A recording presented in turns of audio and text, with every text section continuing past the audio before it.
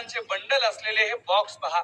पैशांनी भरलेले हे बॉक्स काही अधिकारी गाडीमध्ये ठेवत असल्याचं दिसून येत आहे. हे दृश्य पाहून हे सगळे पैसे एखाद्या बँकेचे असावेत असा अंदाज तुम्ही लावला असेल, पण तुमचा अंदाज चुकलाय.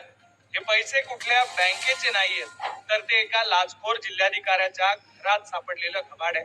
अँटी करप्शन ब्युरोच्या अधिकाऱ्यांनी रेड टाकून ते जप्त केलेत. जळगावात ही कारवाई करण्यात आली असून ती आजवरची सगळ्यात मोठी कारवाई मानली जाते. अकोला जिल्ह्यातील जिल्हा उपनिबंधक तथा मुद्रांक प्रकरणात त्यांच्यावर गुन्हा सुद्धा दाखल झालाय. गुन्हा दाखल झाल्यानंतर अँटी करप्शन ब्युरोनं किरण चौधरी यांच्या जळगावातील गणेश कॉलनी परिसरातल्या घरी रेड केली. त्यात सुमारे 3 कोटी रुपयांचं घबाड सापडलंय. त्यात 1.5 कोटी रुपयांची कॅश, लाखो रुपयांचं सोनं, चांदीचे दागिने तसंच काही मालमत्तेच्या कागदपत्रांचा समावेश आहे.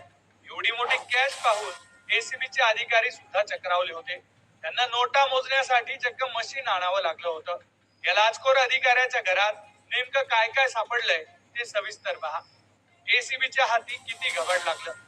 1,53,84,000ची कॅश, 60,57,000चं 422 ग्रॅम सोनं, 31,000ची 154 ग्रॅम चांदी, 11,52,000 रुपये किमतीच्या सोने खरेदीच्या पावत्या, 6,25,000 रुपये किमतीच्या घरातल्या वस्तू, 4,31,000 रुपये किमतीचे कागदपत्र.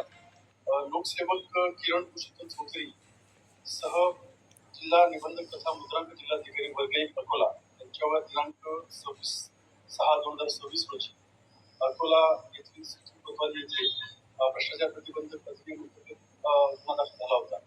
याचे राज्यकर जळगाव येथे असल्याने त्या संदर्भात सर्च काल घेण्यात आला आणि त्या सर्चमध्ये 1,53,84,630 रुपये एवढी रोख रक्कम, 60,88,551 एवढ्या मूल्याचे सोने व चांदीचे धातू व मौल्यवान दागिने तसेच 65,13,376 एवढ्या किमतीचे प्रॉपर्टी संदर्भात जे दस्तऐवज व घरातील वस्तू आणि इतर काही महत्वाच्या मौल्यवान धातूच्या विकत घेतल्याच्या पावत्या अशी एकूण मिळून 2,94,64,847 एवढ्या किमतीचा मुद्देमाल कालच्या कारवाईमध्ये मिळून आलेला आहे आणि तो मौल्यवान मुद्देमाल आणि महत्वाचे कागदपत्र आहे सदरच्या कारवाईमध्ये जप्त करण्यात आलेली आहे.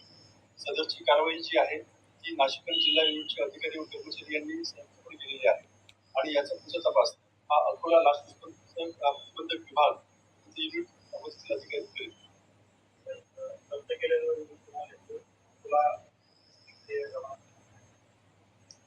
त्याबाबतची कायदेशीर प्रक्रिया सध्या सुरू आहे.